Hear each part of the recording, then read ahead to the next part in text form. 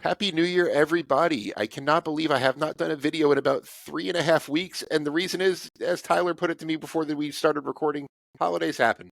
So here we are. Hopefully, everyone had a great holiday season. Happy New Year to everybody. Before we dive into some financial New Year's resolutions we have, check out the link you see on your screen, fool.com/Frankel. Get the top 10 stocks to buy right now from the Motley Fool. The best way to support this work we're doing on YouTube, again, fool.com/Frankel. So, Tyler Crowe is joining me. Tyler, first of all, hope you had a happy New Year.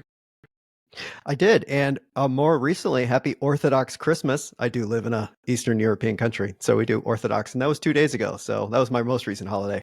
That's pretty cool. You get two Christmases, I guess, kind of. Yeah, my kids are spoiled. They get 2 Christmases. It's ridiculous.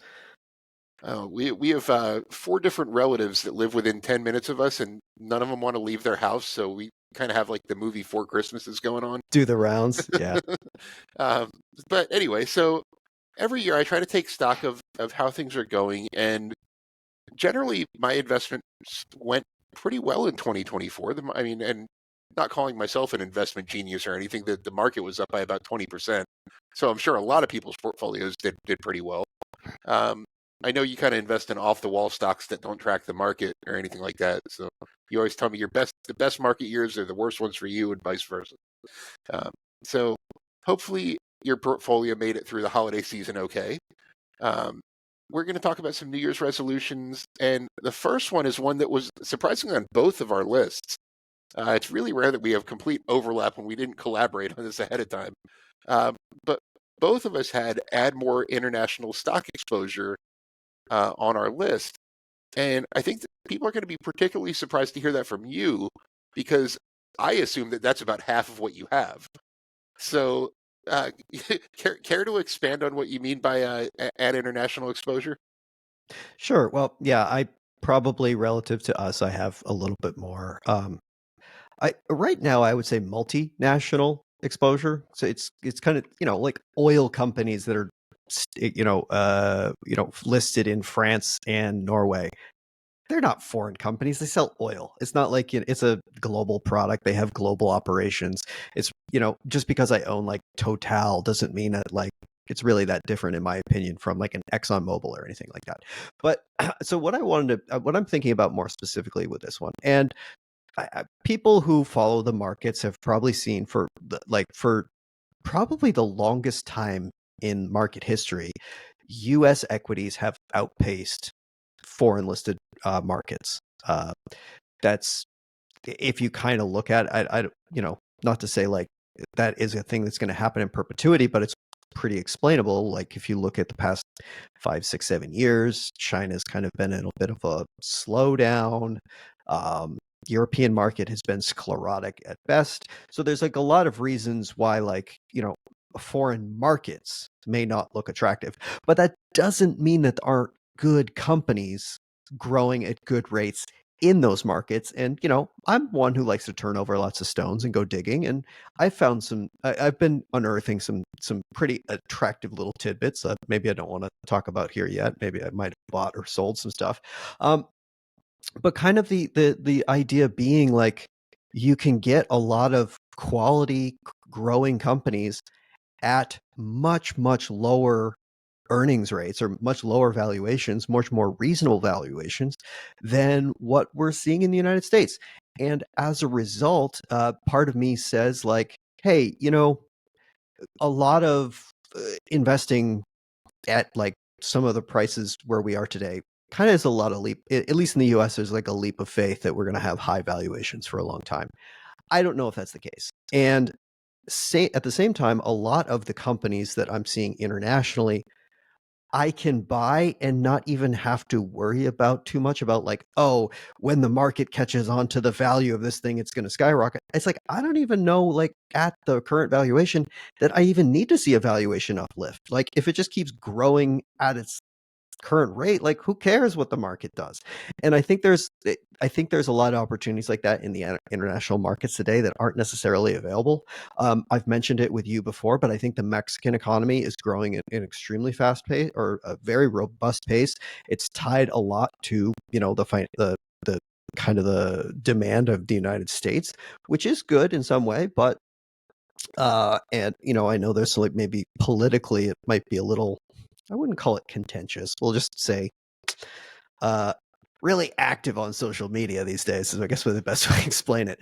So aside from that, I don't think that's a huge issue as of yet, and because of that, I think there's a lot of opportunities in the international markets. Yeah, I couldn't agree more, and you pretty much summed up my thoughts on it. I have very little international exposure. When I actually like kind of took stock of my portfolio and looked at it, I mean, the only real international companies I see are Mercado Libre, Meli, which is one of my top positions, C Limited, which I'm going to talk about in another video we're doing soon, and a small position in JD.com. That's really it. Um, and I mean, there are some companies I have that have international exposure, like Prologis, for example, is one that operates pretty much all around the world. But I wouldn't call that an international stock. They own warehouses. Like you said, it's not a proprietary product or anything like that. Um, but I'm looking into the Mexican ETF that you said. I love the ticker symbol. That's not why I'm buying it, but that's one that's on the top of my list. That was EWW, right? Yep. Um, Ew. The worst ew. ticker, one of the Yep. worst tickers ever. But it's a memorable ticker, so Yeah. I'll take it. I don't. Do you know what it stands for by any chance? I don't think it correlates with anything that is actually what the ETF's name is, but I can look it up. It's the iShares MSCI Mexico ETF. Okay. So that's one I'm definitely considering. You kind of sold me on that one. And over the throughout the year, I don't want to spend all of my cash on in my brokerage account on international stocks today, but over the year, my goal is to kind of build up my international exposure. So I want to move on. For those who don't know, I'm a certified financial planner, so I'm going to do a kind of non-stock New Year's resolution, and it's to spread out my retirement contributions. Tyler and I both have what's called a SEP IRA because we're both technically self-employed. So we have that kind of retirement account. Maybe you have an IRA. Maybe you have a 401k at work and want to save more, so you can open an IRA, something like that. The retirement contributions are limited, and they have to generally be in by the tax deadline in April. I'm really bad about being a last minute kind of guy with that. Um, when January rolls around, I say, "Oh no, I have 3 months to get in a year's worth of contributions," so I'm like kind of scrimping and saving and trying to get everything in right away before the deadline. So my goal is to spread it out. Not only will it make it easier on for budgeting purposes to get my retirement contributions in, but it also makes it easier to average into investments. A lot of my retirement portfolio is automated, meaning that I automatically contribute X amount to S&P 500 ETF as kind of a backbone for my portfolio, and it makes it easier to average into stocks that way if I contribute 1/12 of it a month instead of wait till the end of the year and contribute my whole thing. So that's kind of where that's one area I could improve on. I don't like to have to put all of my income into my retirement account for like a 2 month period. I'd much rather spread it out. And great tax benefits, by the way. If you're not contributing as much as you can to retirement accounts, that's a good New Year's resolution to have. I want to thank The Motley Fool for sponsoring this video. The Motley Fool is a company that provides investing insight and stock recommendations for investors of all skill sets and risk levels. You all know how much I love researching new stocks and trying to find the next best investment. So I'm proud to partner with The Motley Fool to bring you 10 stock picks from the popular product Stock Advisor. Stock Advisor has beaten the market by nearly 5 times. So go to fool.com/Frankel to get your 10 stock picks now.